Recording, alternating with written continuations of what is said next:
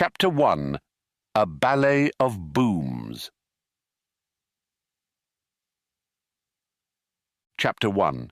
A Ballet of Booms. In the grand tapestry of the cosmos, with its quasars belting out their celestial arias and black holes pirouetting through infinity, you might be flabbergasted to hear that humanity's latest foray into the extraordinary, an attempt at teleportation, had bestowed a spectacular, if inadvertent, gift on the quaint earthly dwellers known colloquially as tardigrades. Rather than achieving the much-vaunted quantum leap for mankind, the experiment had instead granted these microscopic denizens a perplexing array of cosmic abilities, largely because a certain Cranberry Johnston, the lunar outpost's sole inhabitant, had miscalculated the entropic flux of the wormhole's re-entry vector. Cranberry Johnston, the man in question, hailed from a long line of misanthropes, each determined to outdo the previous generation's aversion to socializing. Whether to continue this proud lineage or out of a sheer lack of anything better to do, Cranberry had agreed to oversee operations at the Lunar Research Facility, waggishly named Bloody Lunar, in homage to an infamous East End public house and, as a bonus, to humour his fascination with ladylike metaphors, an endeavour that tickled him far more than it had any right to. On that fateful day, as the rogue teleportation emissions mortared the lunar surface with a captivating yet quizzical confetti display, Cranberry, who was born too late for the Empire but just in time for post-imperial sarcasm, uttered a profoundly British epitaph to the scientific snafu. Right. Bollocks. This ceremonial monologue was directed toward the quiet audience of Mr. Fluffypants, his feline confederate, who was too preoccupied with the aftermath of a vigorous tuna skirmish to register much beyond a dispassionate blink. Retreated to the hinterlands of human contact, contained within the cavernous embrace of the moon's mare frigoris, Cranberry found solace in the symphony of silence and the ecological lack of neighbours. With zeal, he thanked the divine centrepiece of the solar system for the thankless desolation of his abode, a psychic monument to his solitary existence, every bit as cold and indifferent as the regolith he strode upon. Yet, what marvels played out before him as he scrutinized the results of the Earth's fumbled experiment? Through the soulless gaze of his outpost's porthole, he bore witness to the glowing cosmic spectacle, the once simple tardigrades, erstwhile earthbound elements of the microbiome, now cavorted in a stellar sachet that would have left the most exalted of celestial choreographers positively green with envy. The tardigrades shimmered, iridescent streaks of novel energy painting the near vacuum with strokes of kaleidoscopic splendor, a sight so inconceivably vibrant that Newton himself would have tossed his prism aside in defeat, declaring the spectrum irrevocably expanded. "Bloody hell, that's a twist," Cranberry remarked, stroking his adventitiously waxed moustache with a philosophical air. Did anyone put down supernova-strength tardigrades on their apocalyptic bingo card? Fluffypants, with the nonchalance of the royally indifferent, remained unimpressed. The cat fixed Cranberry with a gaze that bordered on the meditative, which could have been interpreted as insightfulness, or perhaps was merely a prelude to the expectation of dinner, which, due to present complications, appeared woefully overdue. "Fluffypants, my whiskered oracle, are we to be the guardians at the end of all things? Is our lot cast among spacefaring water-bears twirling to the cosmic overture?" Cranberry inquired, half to the cat, half to the grand indifferent. With a stretch that enunciated every vertebra in a meticulous display, Fluffypants executed a calculated yawn before settling into an assiduous, grooming ritual that whispered of the intersecting paths of fate and fur. In that moment, with a tacit turn of the cosmic page, the opening bars of a most improbable narrative resonated through the vacuum. Against a backdrop of bungling science and perpetually astonished tardigrades, A story began to weave its sinewy prose through the tapestry of outer space, a sardonically humorous tale that demanded a reluctant hero, his quick-witted feline, and an entourage of celestial pirouetting microbes.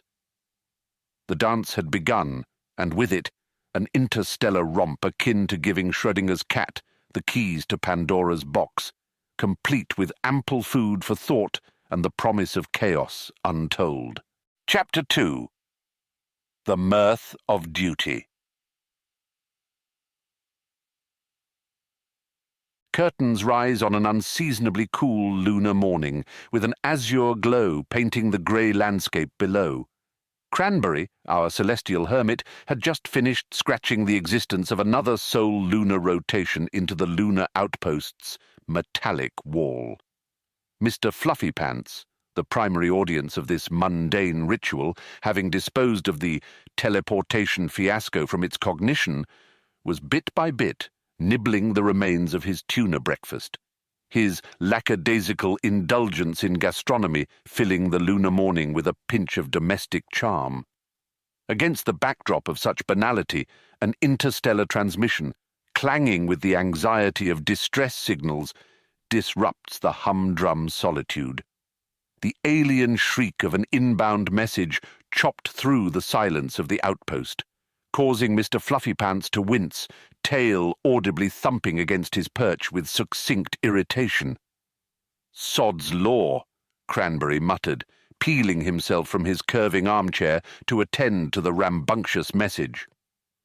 The transmission was positive chaos, streaked by the frenetic gobbledygook of static, the nervous chatter of a particularly jittery robot, and the unmistakable wail of Bee Gees filtered through some distant corner of the emergency comms station. Amidst this tornado of noise emerged a voice, a human voice no less, whose syllables rode the cornucopia of cosmic sound like a cowboy, a space cowboy, riding the undulating cloak of the cosmos. The man's drawl, thick as syrup and nearly as sweet, betrayed his unlikely profession. A dancer turned astronaut, possessed by interstellar disco fever, belting, staying alive, like his native Milky Way depended on it. Our lunar reclusegulped, Masterche twitching with existential vexation, his feline counterpart Pausid, mid-lick, to assess the situation with golden eyes that radiated nonchalance in the face of potential calamity. Unbeknownst to them, behind the scenes of this soap opera of cosmic proportions, a seemingly incompatible dream team was assembling. From the distant corner of the Kepler sector, a paranoid AI named Paranoidium, known for its inept social skills and indefatigable obsession with end-of-the-universe theories, joined the party. Populating the cast were the garden-tending cosmonaut Olga, who could nurture a rose in a vacuum, and Barlow, a bureaucrat with a serious silver pen fetish, each called forth from their respective existential humdrum to partake in a star-spangled adventure, the likes of which not even Douglas Adams could have envisioned.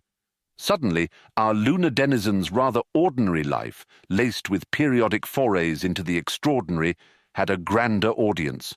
The mission was ludicrous and improbable in equal measure, save Earth from its tardigrade tumult, instigated by the catastrophic miscalculations of, you guessed right, a certain misanthropic moon-dweller, Cranberry. As the universe, with its infinite arsenal of irony at disposal, would dictate, the Grand Master who must orchestrate this motley space crew was none other than our erstwhile outcast, Cranberry himself, ably assisted by Mr. Fluffypants, whose tuna tutorials had acquired a sudden gravitas. An odd chorus of voices, tinny with distance and diverse in flavour, filled the outpost.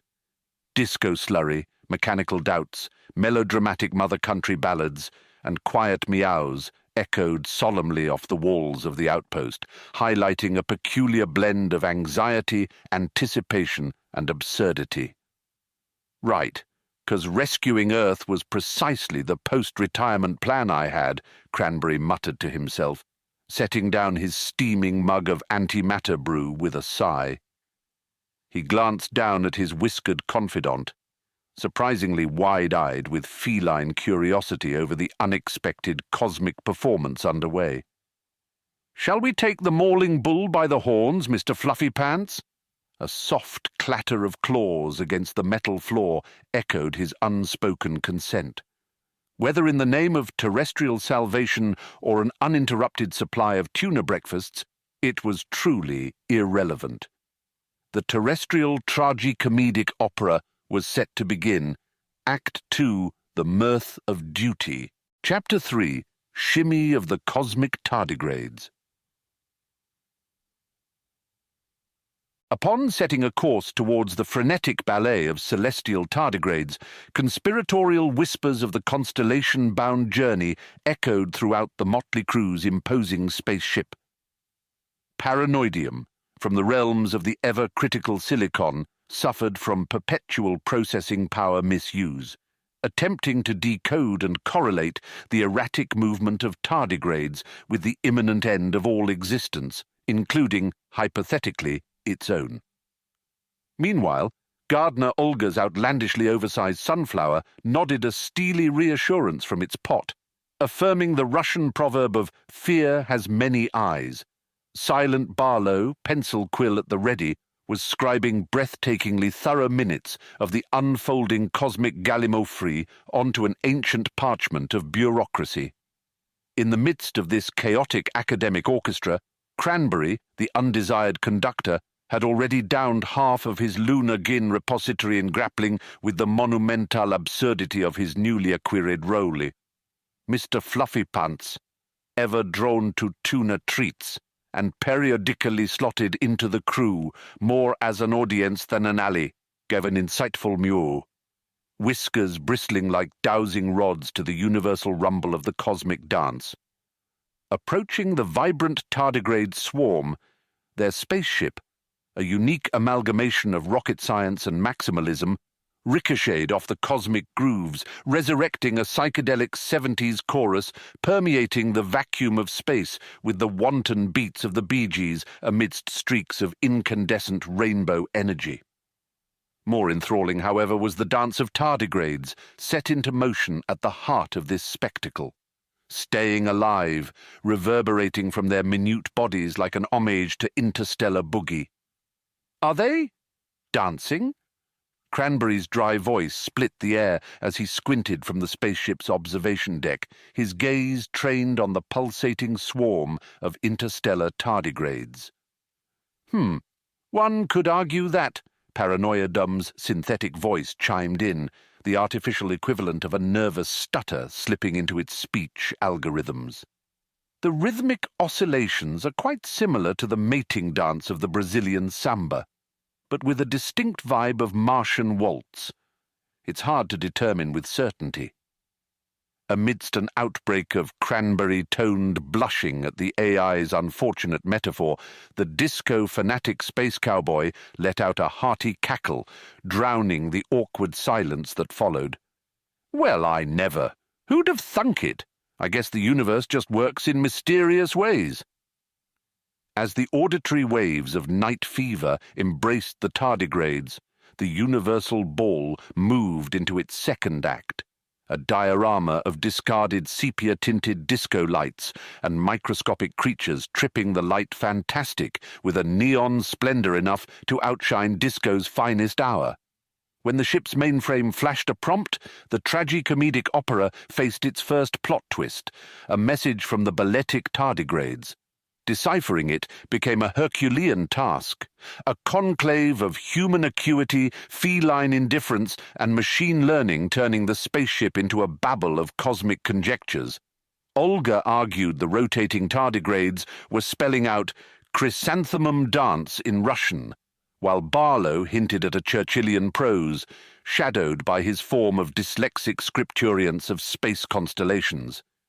Paranoiadum's algorithmic paranoia deemed the psychedelic dance some cryptic end-of-the-universe ritual, while Mr. Fluffypants simply meowed a cosmic discontent, ever angry at the sheer idiocy of tardigrades dancing instead of concentrating on their kinship to his favorite treat, tuna tins. Like facing down the barrel of an intergalactic Dadaist satyr, their first conversation with the magnificently bejeweled tardigrades proved to be a comedy of errors. The lockably Tremengo saga of a forgotten disco era, a moon-dwelling misanthrope, undeterred tardigrades, and a fate tethered to groovy beats orchestrated in this ballroom of the cosmos, performed on the ever-baffled stage of the universe. Unbeknownst to all, the tardigrades, skating through the cosmos with omnidirectional capacity, were merely preparing for something more absurdly grand, the interspecies dance-off of a truly universal scale. Chapter 4. Twists of the Time-Tossed. The quantum physicist, known affectionately as Zany Zach, carried the ambience of a discombobulated Einstein with an insatiable appetite for candy floss and a penchant for wildly unpredictable ideas. His latest subject of obsession was a patently unstable time manipulation device. After several bouts of cranial wrestling with dicey time vortices and the complex syntax of Zach's explainer, the crew made the audacious call to employ this unwieldy gizmo, plunging headfirst into a chronological roller coaster ride. With a dull buzz reminiscent of lackluster electric toothbrushes, the ship and its bewildered inhabitants wobbled and disappeared into a furious whirl of colours, brighter than a midsummer day dream and twice as surreal. Each member of the critical rescue mission simultaneously gripped their armrests and their sanity as they careened through the centrifugal madness of Zach's contraption. Emerging, blinking from the time-flux chaos, the spaceship found itself bobbing above a prehistoric Earth landscape, devoid of any Art Deco architecture or Wi-Fi signal. Instead, they were met with the sight of an early hominid merrily chipping away at a hapless lump of flint, oblivious to the interstellar craft hanging suspiciously nearby.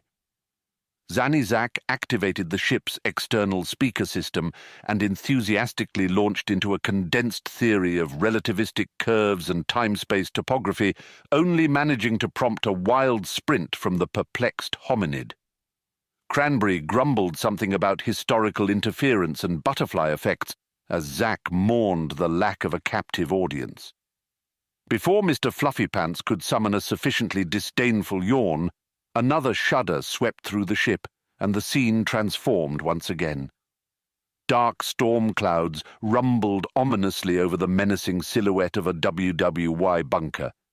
The air crackled with tension and radio waves, punctuated by urgent voices conversing in hushed German and the grim hymn of artillery fire in the distance. Deeming historical tourism a tad too dangerous, Cranberry hurriedly persuaded Zach to activate the time gadget again. Exiting the grim imagery of global warfare, they emerged into the inexplicable sights, sounds, and most importantly, smells of a universe where pineapple on pizza was not a controversial snack, but an unrivaled gastronomic phenomenon. This peculiar reality, a pan-galactic homage to the prickly fruit, was enough to make Mr. Fluffypants question the sanity of his human counterparts. Pizza parlors flaunted towering neon signs announcing the special extraterrestrial pineapple extravaganza, while pizzerias claimed to serve authentic interdimensional pineapple pizza. Decorated in varying tones of yellow and green, this universe confirmed what Zach had theorized all along: the existence of alternate timelines, created by every significant decision, leading to an almost infinite number of parallel realities, all as real and plentiful as the slices of pineapple on a neighboring galaxy's best-selling pizza. With a sigh of gratitude, determinism, and lax dietary ethics, Barlow requested to make the unusual detour back home, his palate itching for a notorious combination of pineapples and melted cheese. Mr. Fluffypants, evaluating the dubious merit of their time-hopping escapade, sharpened his claws on Zack's peaked scientist cap, clearly exasperated with the detour from their original tardigrade mission. The frenzied journey through time and tropical fruit-themed pizza establishments came to an abrupt halt, landing them back amidst the vibrant ballet of cosmic tardigrades, now sensibly not swapping flint tools or blitzkrieg strategies, but practicing what suspiciously looked like a four-step moonwalk. Each time-traveling experience echoed the uncanny comedic resonance of their mission, causing all aboard the spaceship, except perhaps the unimpressed Mr. Fluffypants, to second-guess their role in the unfolding cosmic spectacle. Chapter 4. Or was it 5? The havoc of time-hopping had them all in a flutter. Definitely set the stage for an inevitable climax where the fate of the Earth teetered mirthfully on the edge of laughter and petty pineapple debates. Chapter 5. Frequencies, miscom frequencies. As chaos reorganized itself into some semblance of sanity, Cranberry rallied his eclectic crew around Paranoidium's holographic projector, a clever machine that couched suspicion in pixels and paranoia in laser light. The 3D projection splayed out before them, a mesmerizing kaleidoscope of quivering body language, multi-dimensional colors, and wicked disco tune snippets, described an alien dialect confounding in its enigma and consternating in its grooviness, a cosmic equivalent of medieval Latin, only with a greater propensity for wearing platform shoes. In the hushed sanctum of their ship, the motley, yet dedicated crew squinted hard and strained, their cerebral lobes, matching wavelengths with the tardigrade's encrypted Morse. The task at hand was one giant leap for Mankind, learning Tardigralian, part deciphering, part conga dancing. A baffling endeavor made worse by the peculiar discovery that the tardigrades communicated quite effusively in flamboyant choreographed dance sequences, strutting down alien catwalks with a rhythmic fervor akin to a Saturday night fever. "Is there a possibility?" queried Olga, twisting a rogue strand of space-curled hair through her fingers with a bemused smile, "that the tardigrades are just exceedingly fond of disco music?" A speculative silence convened over the group, momentarily abating the frenzied cacophony of speculations. Barlow, predictably ensconced behind an array of tabulated flowcharts, cleared his faintly cerulean throat. Tardigrades have a unique sensory array for environmental adaptation. It's possible that they might have evolved, maybe even adapted, to the cosmic extravaganza of disco. Paranoidium's lights flickered ominously, casting chillingly tall shadows in the otherwise well-lit chamber, an alien firefly dance party of dread. "The end is nigh," it rasped dramatically like a retro gramophone descending into unattended despair. Earth-sized disco balls spinning to the tunes of Funky Town. The universe is surely doomed. Exchanging uneasy glances, the crew entertained the eccentric notion of a space-dwelling civilization mesmerized by the dulcet sound of the Bee Gees. Amidst pensive contemplation and futile stabs at tardigrade disco interpretations, the light-hearted chatter of their eccentric conjecture painted a warm pastel hue on their unavoidable predicament, affirming the merit of humor in the face of impending doom. "Wait," Zanny Zack exclaimed, waving his neon-bright suspenders. "If tardigrades are talking in disco, and disco is essentially music, why don't we—" He trailed off, letting his half-cooked notion simmer in the crew's collective consciousness. With a conspiring smirk, Cranberry rose from his seat. "Get ready for some interstellar rock and roll, or should I say, disco?" His murmur echoed through the galactic tin can. They called a ship and painted imaginings of a cosmic dance-off between them and the tardigrades on the minds of our exceptionally earthbound revenge troupe. If the disco held the key to decode the cryptic tardigrade lingo, the charmingly inept crew resolved to bravely slide into those silvery bell-bottom pants, don metallic sequin-laden shirts, and let the enveloping cosmic notes of ephemeral boogie refine their grasp on the tantalizing verge of an improbable partnership, thereby begetting a knee-slapping, disco-jiving epic in the annals of intergalactic communication, channeling the collective nostalgia of Earth's brief run-in with the psychedelic 70s. For whatever paradoxical possibilities lie ahead for our intrepid crew and feline sage, and the universe, which was pirouetting merrily on the disco beats of tardigrades, the operative word was boogie. Chapter 6. The Peculiar Psychedelic Standoff.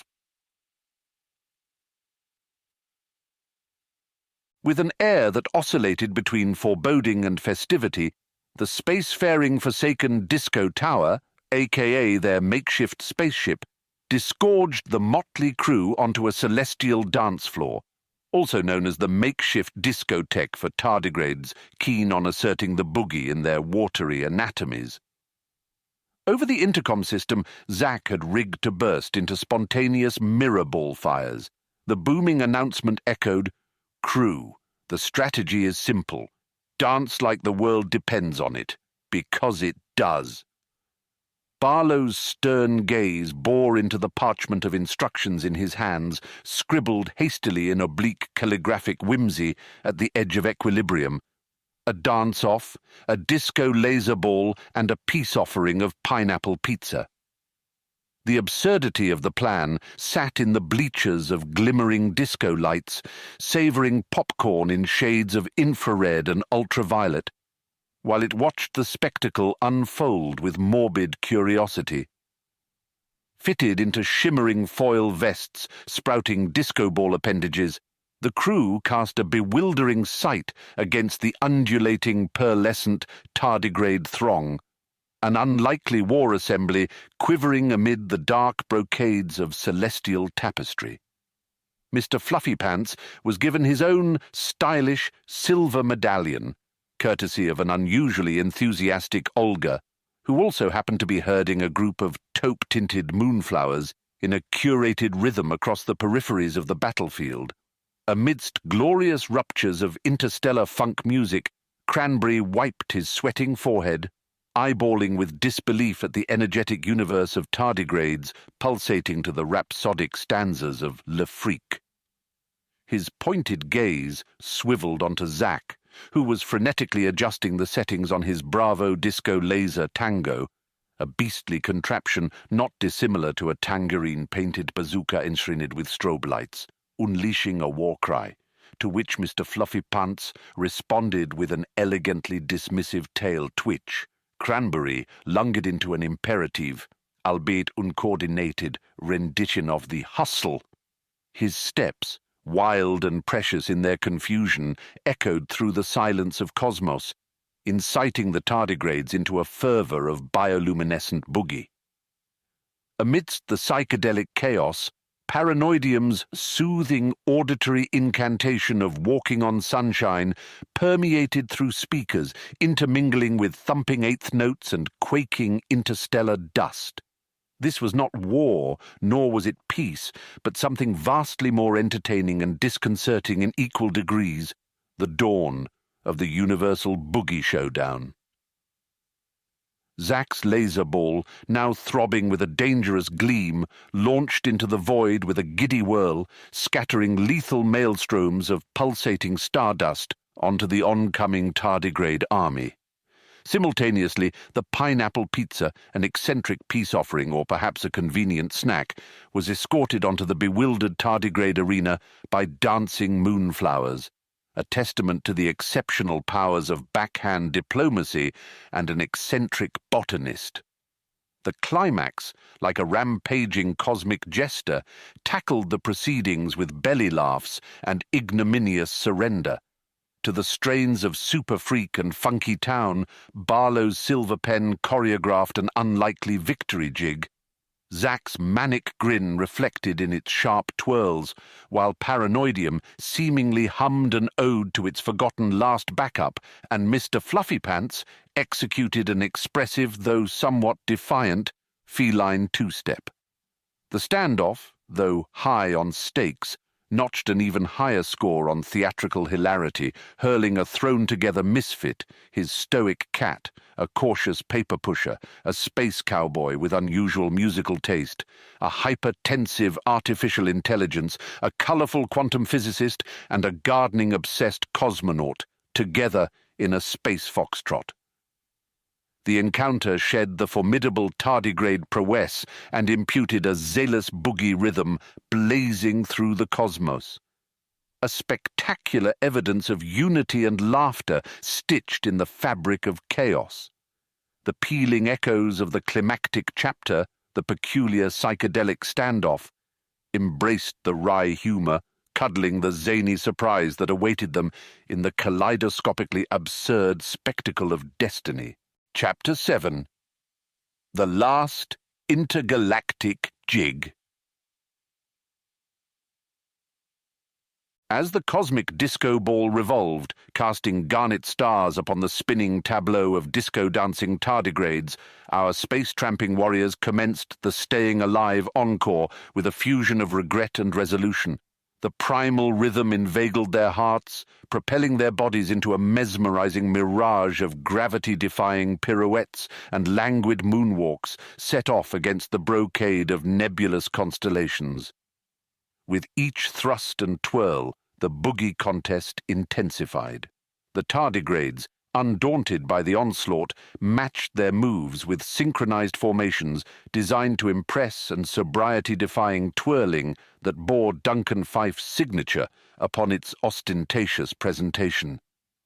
This otherworldly conga wrestled with the hollow serenade of solitude, the harmonious thumps of funk resonating within each tardigrade bosom, growing louder with each Earth rotation. Cranberry, whose endearing lack of rhythm had manifested in a peculiar jig-legged boogie, rivaled the tardigrade's Waterloo with his interpretation of the tardigrade tango, each step punctuated by a wince or a smirk, and occasionally a high-pitched bollocks. Fluffy Pants, attired in a silver jumpsuit that nullified the strobing lights, took to the centre with a sultry slink perfected through years of feline mystery. His dance, though lacking in balletic precision, was a timeless sonnet of cat-like agility and innate nonchalance, a living embodiment of cool grace under pressure and pressure under grace. The waves of galactic funk joined in the harmonious symphony. The paranoid AI bot surrendered to the rhythm, his circuits flaring with every hustle variation. Zack came undone, socks on fire from the incessant grooving. All the while, Olga orchestrated her infamous cosmonaut spin, contriving to grow a moonflower amidst her rotating harmony. Barlow's steps, argued to be Martian rumba mixed with lunar hop, swept across the dance floor in scribbled verses of bureaucratic moves coalescing into an interplanetary can-can. As the disco tunes cooled into the rousing chords of Boogie Wonderland, the incorrigible Cranberry closed the high-octane stellar jig with an unprecedented astro glide, an enticing offer of unity, boogie, and laughter to the tardigrades. The cosmic paintbrush, powered by the vibrancy of intergalactic camaraderie, painted a tableau of universal size and humour. As Astroglide converted the dance floor into shared laughter, gravity engaged in a merry chase behind entropy, composing a requiem to the grand jest played by the universe, centered stunningly around humanity. As the spotlight condensed on Mr. Fluffypants, his nonchalance left a peculiarly resounding cheer. After all, with the stakes as high as the galaxies above and your fate in the hands of a group of eccentrics, including a tuna-obsessed feline, embracing laughter seemed the only logical antidote. A single, hearty applause echoed from Earth to the outer galaxies, reverberating within the corridors of everyone who dared to dream in shades of technicolor. The spectacle subsided, replaced with moving radiance and the sounds of shared hilarity, leaving a trail of confetti humor across the cosmos, a touching testimonial of unity and laughter.